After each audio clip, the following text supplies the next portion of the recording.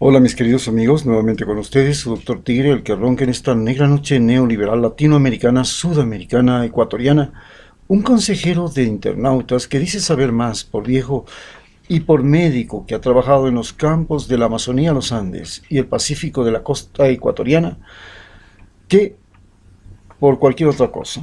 Puedo decir que me enseñaron más los campesinos y pescadores que los profesores. Hoy puedo hablar y quiero hablar con ustedes acerca de tres grandes problemas que acompañan a esta pandemia. Sobre la pandemia todos tenemos claro que, primero, es una pandemia producida por un coronavirus, que los coronavirus tienen la particularidad de ser muy agresivos, que pueden mutar, que mutan normalmente, pero que tienen una vida transitoria, que después pueden habitar dentro de nosotros sin perjudicarnos o pueden simplemente desaparecer. Lo hemos visto con el SARS, con el MARS. Y aunque los pronósticos con este coronavirus son de que puede prolongarse y tendremos que aprender con ellos, a vivir con ellos hasta que aparezca la vacuna, esto es porque nosotros no consideramos que también los virus mutan y que pueden mutar a ser patógenos o no patógenos. Y en el momento que ya no sean patógenos, posiblemente no necesitemos ni vacuna, porque ya ha pasado eso con el SARS y ya pasó eso con el MARS, las dos pestes que tuvimos en el siglo XXI. Pero además hablemos hoy acerca de otra de las enfermedades muy graves que es el cáncer.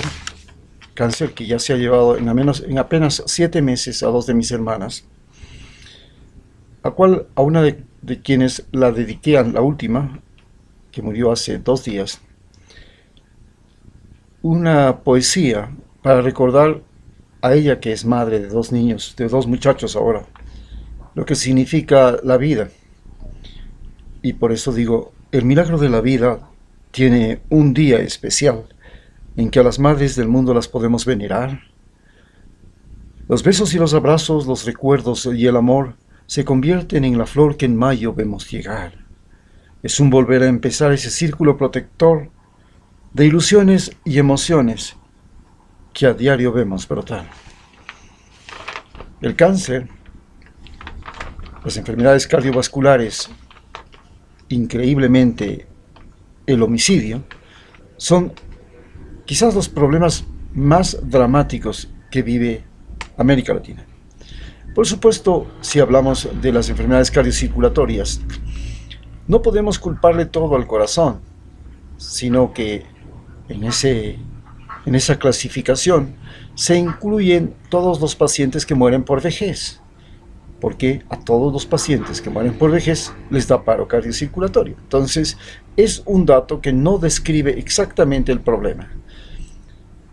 Para describir que la muerte por paro cardiocirculatorio sea la primera causa de muerte en el mundo, deberíamos diferenciar entre el paro cardiocirculatorio no acompañado de la vejez, o sea, en personas de mayores de 80 años, de 75 años, dependiendo de la expectativa de vida del nacer en cada país, y lo que es el verdadero paro cardiocirculatorio que se produce por el factor de estrés, por el tabaquismo, por la obstrucción arterial debido al colesterol, en fin, todos esos factores que pueden determinar una obstrucción arterial o venosa y pueden matar. En el caso, por ejemplo, del cáncer, hay nuevos factores que nos hacen pensar seriamente cuáles son las verdaderas causas del cáncer. Tenemos pues muy claramente que ya existen factores objetivos que pueden ser señalados, pero también existen factores no tangibles y otros factores que son factores sociales que estamos recién pudiendo darnos cuenta de cuál es el daño que pueden producir. En todos los casos, lo que se produce es un deterioro celular y una reproducción de las células malignas de forma masiva, incontenible e imparable, que normalmente deberían ser refrenadas por nuestro sistema inmunológico y sobre todo por nuestros glóbulos blancos, pero debido a que nuestras medicinas, nuestro comportamiento, nuestra alimentación, hace que los glóbulos blancos se vuelvan perezosos, estos parece que no tienen la capacidad de reaccionar a estas células deformadas o invasoras, y al no poder reaccionar a tiempo sucede lo que está pasando con el coronavirus en Estados Unidos y en el mundo. Los países que no reaccionaron a tiempo, pues ahora sufren lo que está sufriendo Estados Unidos. Entre los factores objetivos, pues a todos nos queda claro que unos son los factores que dependen, podría decirse, de la tierra. ¿Cuáles son los alimentos? ¿Pero qué clase de alimentos? Los alimentos que ya vienen con pesticidas. Luego tenemos otros alimentos que entran por la boca, como son los medicamentos, los químicos, que los estamos consumiendo de manera loca y masiva, sin darnos cuenta que muchos de ellos son cancerígenos. Otro de los factores importantes, por supuesto, es la calidad del aire que estamos viendo. Es la que ha permitido al coronavirus multiplicarse, pero además se sabía que si tú fumas y deterioras la calidad del aire que aspiras, que si en la ciudad hay una altísima contaminación, que si hay contaminación como se produce en Esmeraldas porque hay una refinería cerca, los factores de cancerígenos se multiplican. Otro de los elementos fundamentales también ha sido las bebidas, el beber. Tiene que ver mucho la calidad del agua. Tenemos agua muy contaminada ya. Muchas de esas están contaminadas por minerales que son derramados por empresas que echan sus residuos en ríos como el río Machángara, que termina en el río Esmeraldas y termina infectando las aguas de poblaciones como Santo Domingo de los Colorados, el Esmeraldas, que son enormes poblaciones y que al tomar agua de ese río para sus usos domésticos y para su consumo, están tomando también sales que son peligrosísimas porque son botadas al río Machángara por fábricas que están muy próximas a él. Por supuesto, los factores intangibles que producen el cáncer se han vuelto muy comunes, y entre los más importantes, el más común, es la preocupación. Vivimos en una sociedad en la que hasta le decimos, sí, es una buena persona, es una persona preocupada, cuando lo correcto deberíamos decir que las personas preocupadas son aquellas que tienen más predisposición al cáncer. Luego, vivimos en una sociedad donde aprendemos a odiar a todo. Odiamos al que no tiene nuestra misma religión, al que no habla nuestro mismo idioma, al que no es ecuatoriano o al que no es no es norteamericano. Aprendemos a odiar, a ser racistas, a ser sexistas, a ser homófobos, a ser... En fin, el odio se ha convertido en parte de la convivencia social. Y el resentimiento es otro de los elementos fundamentales que avivan el cáncer. El resentimiento es muy común porque ahora guardamos resentimiento por todo. Con los hermanos, con los padres, con los amigos, con los conocidos y los desconocidos. Si llega un venezolano y no tenemos trabajo, entonces le culpamos al venezolano. Este odio, este resentimiento, también es un factor cancerígeno. Entre los factores sociales que también inciden en nuestro... Y pues ustedes me van a preguntar, ¿pero por qué tiene que el resentimiento? Claro, muchas hormonas, como por ejemplo la adrenalina, se segregan cuando existe sensación de peligro, de guerra o de agresión, cuando existe odio también. Y estos factores, como las hormonas que segregamos, nos hacen un mal uso o una descarga desproporcionada, produce por supuesto alteraciones en el metabolismo, en el funcionamiento de las células, que predisponen a que estas células se alteren primero de manera fisiológica y después de manera anatómica, para terminar convirtiéndose en células cancerígenas. Otro de los factores que inciden muchísimo en el cáncer son los factores sociales. Me van a decir, ¿pero cómo? ¿Cuáles son los factores sociales? Sí. Uno de los factores sociales más importantes es el sentimiento de estatus. Aquel sentimiento de estatus que hace pensar que si no estamos en esta relación social, si no estamos en esta posición social, si no estamos en este círculo social, si no estamos con los amigos, si no estamos con el grupo, si no estamos vinculados, nos convertimos en enemigos, en huérfanos, en aislados, y esto a su vez genera un funcionamiento alterado de la conciencia, un funcionamiento alterado del cuerpo y un funcionamiento alterado de las células de nuestro propio organismo. Muchos de esos factores son los que predisponen, por ejemplo, a la diabetes. ¿Por qué? Porque hay una sobrecarga de adrenalina. La adrenalina es un neutralizante de la insulina y es uno de los factores que pueden producir diabetes y pueden producir enfermedades cardiogénicas, cáncer. Otro, pues, el factor de la comunicación social. El negocio de los medios es vender sensacionalismo. El sensacionalismo se volvió parte fundamental del comercio de los medios. Entonces, vendes películas de acción, vendes películas de terror, vendes películas, noticias sensacionalistas, vendes crónica roja, que es lo que más se vende. Eso también es un factor que altera el funcionamiento del cuerpo porque nos crea un estado de zozobra.